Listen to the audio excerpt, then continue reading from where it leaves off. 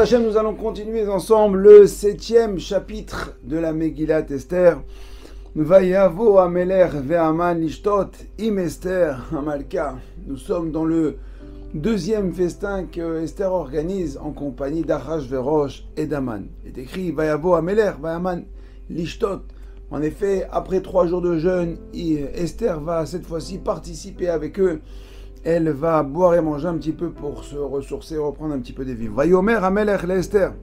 Gam Bayom Ashni, même dans ce deuxième jour, dans ce deuxième Mishté. Mash et la terre, Esther, Amalka, Veinaten Lar. Tout ce que tu demanderas, je te donnerai Bezrat Hashem. Enfin, il ne dit pas Bezrat Hashem, ça c'est moi qui le rajoute. Ouma, Bakashater, Atratit Amalka, Vetas. Donc, ce que tu demandes, Shalater, Bakashater, ce seront des lachons de Tfila. On voit que le Melech nous parle lorsqu'on demande des choses. C'est pour ça que lors du Mishté, c'est un grand moment de Tfila Rabota. Il faudra profiter pendant le Mishté de faire des Tfilotes. Toutes vos demandes Bezrat Hashem seront acceptées. N'oubliez pas de demander la Géoula, Bezrat Hashem, la Géoula. Vata'an Esther, Amalka Vatomer. Esther va répondre au roi. Vatomer, imatzatichen be'ene amelech, ve'im ala melech tov, tinaten li nafshi bishalati bibakashati. Il dit, si j'ai trouvé grâce à tes yeux, Esther, elle répond, si j'ai trouvé grâce à tes yeux, comme ça on répond à Kadosh Baruch Hu.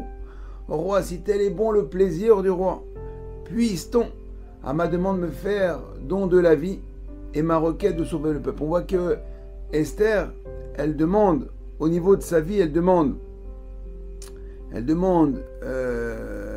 Titenli nafshi beshelati ve'ami bebakashati. Il y a une sheela et une bakasha.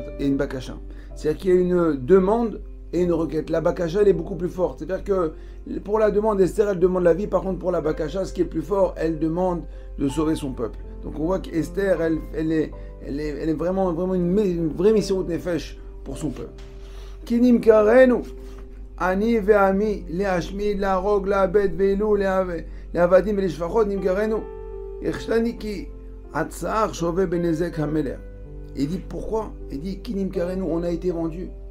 Mon peuple et moi avons été vendus d'être exterminés, tués, anéantis. Il dit, Esther a dit, si on a été vendus comme esclaves ou comme serviteurs, à la limite j'aurais compris. C'est vrai que elle sait que son peuple ne s'est pas servi, ne s'est pas comporté comme il se doit. Donc elle comprend qu'il y a un sachar et onesh, qu'il y a des punitions par rapport à ce qu'ils ont fait. Mais de là à être exterminé, tué, anéanti, elle ne comprend pas ce qui se passe. Donc elle demande au Melech, à Achashverosh, elle demande à Kadosh Baruch Hu, Hachem, qu'est-ce qui se passe? Qu'est-ce qui se passe?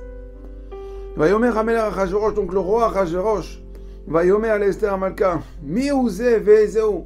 Il dit, mais c'est qui celui-là? Et où est-ce qu'il se trouve? Qui est-ce qui va tuer ton peuple?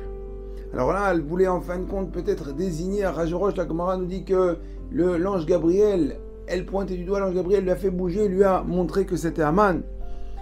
Asher Mal'o Libo la Sotken, qui est-ce qui a osé faire l'audace d'agir comme ça envers toi, envers la reine? Vayom Vatomer Esther, Ish Tsar Veoyev. Aman Araze, Aman Niv'at Livne Amelech Amalka. Donc là, Esther va, entre guillemets, elle va vendre la mèche, elle va balancer Aman. Mais en fait, Achashverosh, de quoi il avait peur? Parce que, rappelez-vous, Achashverosh avait fait un pacte avec Aman, de se débarrasser de tous les juifs. Aman est venu avec un projet. Il dit, écoute-moi, voilà, si tu veux, je te débarrasse de toute la populace. Et je mets le tarif. Donc en fin de compte, Aman a fait le sale boulot parce que Achashverosh aussi n'aimait pas les juifs. Il est venu avec imaginez dans un pays, d'accord, vous avez plein d'émigrés, plein. Et donc le président il dit, je sais pas comment faire pour me débarrasser de tous ces émigrés. C'est vraiment, c'est une plaie, c'est une gangrène pour le pays. Alors il y a un bonhomme qui vient, il dit, tu sais, si tu veux, regarde, je mets le prix. Et je le fais à ta place. Il dit, très bien, mais écoute-moi bien. On se connaît pas, toi et moi, on s'est jamais vu. Ok, voilà, tu as pris le contrat.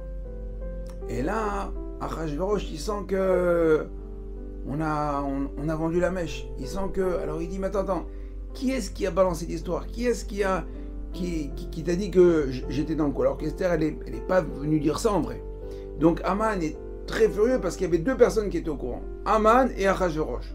Et Mordechai qui lui a su le complot, on a dit, pas par roi Kodesh, mais par dans le rêve. Et c'est ça qu'il était venu dire à Esther. Donc à ce moment-là, Achashverosh dit, Miouze Vezouk, c'est qui celui-là et où se trouve celui qui est en train de me vendre? Alors à ce moment-là, Esther a dit, ben, c'est Aman. Alors là, il est furieux contre Aman. Donc là, le roi Achashverosh se lève en colère. Il sort et il va un petit peu s'aérer, il va fumer une cigarette là-bas dans le jardin. Aman, Aman, comme ça, il supplie, il monte sur le divan, il demande à Esther, je t'en supplie, essaye de réparer le coup, ne fais pas ça, on va s'arranger, j'ai de l'argent, j'ai des moyens, j'ai du pouvoir, je t'en supplie, mais Esther Amalka, qui ra'a, qui kalata, et là, vara, met ameler. Il a vu que là, c'était la fin, il n'en pouvait plus. Là, comment on dit qu'à ce moment-là, un malach est venu pousser Aman et Aman se retrouve allongé, bousculé sur Esther à ce moment-là. Achashverosh rentre, imaginez la scène, ce quiproquo, cette zizanie. Ve'ameler shav megina, donc le roi revient toujours un petit peu contrarié du roi, et qu'est-ce qu'il voit sous ses yeux? El bateshmed ayein, ve'aman nofel alamita, et Aman est allongé sur le divan avec la reine Esther. Asher Esther Aléa va yomer Ameler agam nirvosh et amalka imi babaït adavar. Et en plus, non seulement tu m'as balancé, et en plus tu veux me prendre ma femme, et en plus il dit mais jusqu'où tu vas, t'es impossible.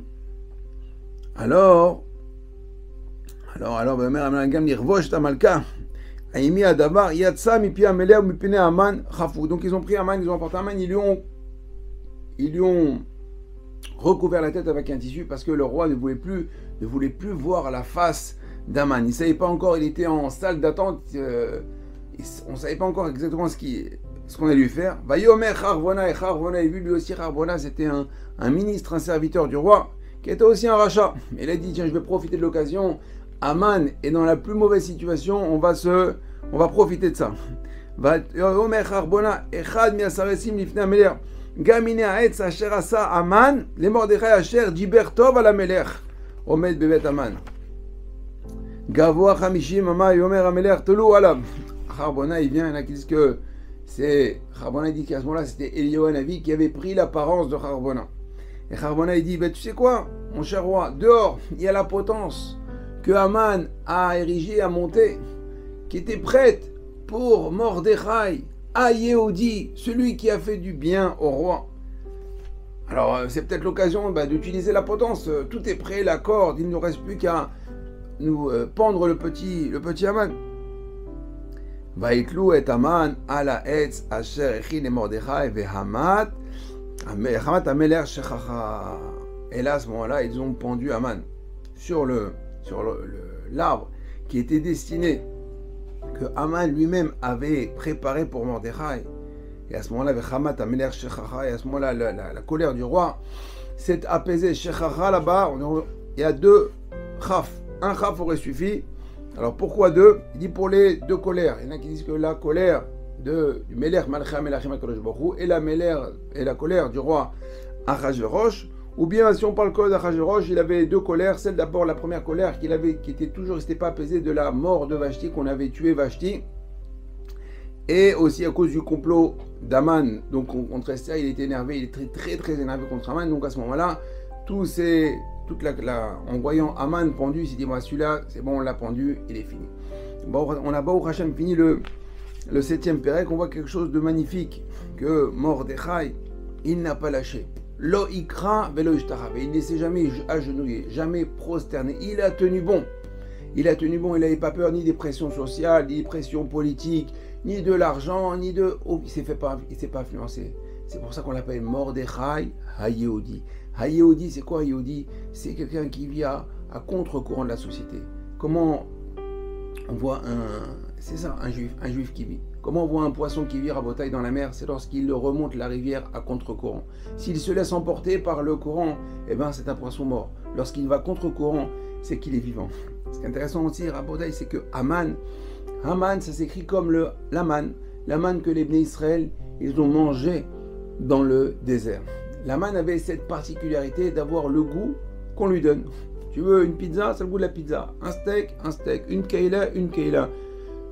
Ce que tu désires, eh ben, ça prend le goût. Eh ben, Mordechai, il a fait pareil avec Haman. Il lui a dit, écoute-moi bien, c'est pas toi qui vas me donner le goût, c'est moi qui va choisir le goût. Moi, j'ai choisi de vivre selon la volonté d'Akadosh Baruch Hu. J'ai choisi de faire Torah et Mitzvot. Alors, c'est toi qui vas prendre le goût. Et en fin de compte, il ne s'est pas laissé influencer par Haman, mais c'est Mordechai qui a influencé Haman. Et au final, eh ben, c'est Mordechai qui a pendu Haman. C'est Mordechai qui a gagné. Pourquoi? Parce qu'il est resté juif. On a fini, Baruch Hashem, le 7e Pérec, et on se retrouve très bientôt pour le 8e et 9e et 10e Pérec, pour bientôt la fin de la Megillah. Je vous dis à très bientôt et Kol Tov.